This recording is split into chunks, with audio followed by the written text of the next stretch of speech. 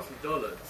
Now that is one expensive rip. However, the comic still sold for $175,000. It's not the $250,000 it should have sold for, but it still made the price of the $10,000 house seem tiny. And to put this into perspective, a mint condition of this same comic is worth $2.6 million.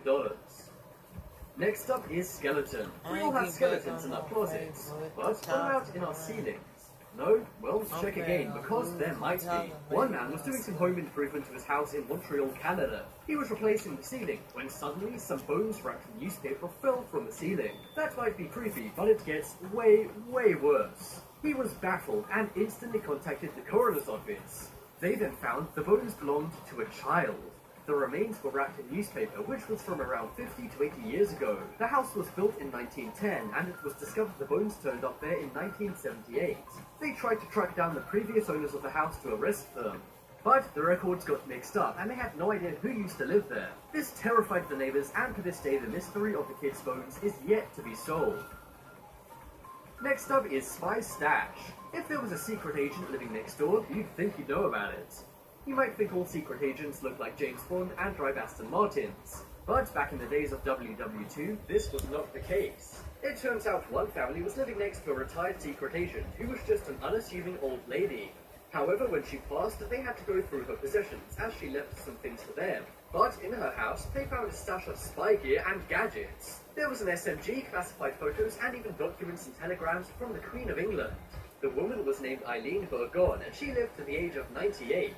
She'd been an agent in Spain, Germany, Africa, and Gibraltar. She was not only used in WW2, but also in the USSR vs USA era of the 1950s. It must have been a real shock to the family that their elderly neighbor was probably way cooler than them.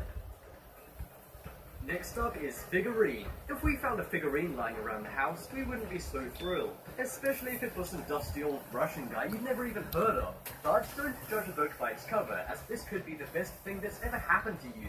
George Davis worked for an art gallery in New York. A few years back, he was cleaning his attic of his upstate home when he found something strange.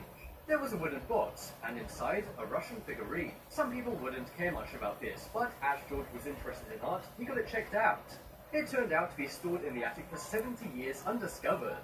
It was a figurine commissioned by Nicholas II, the Tsar of Russia. The figure had golden parts and sapphires for eyes. So yeah, this is one expensive figurine. The figurine was made in 1912, which obviously makes it an antique too.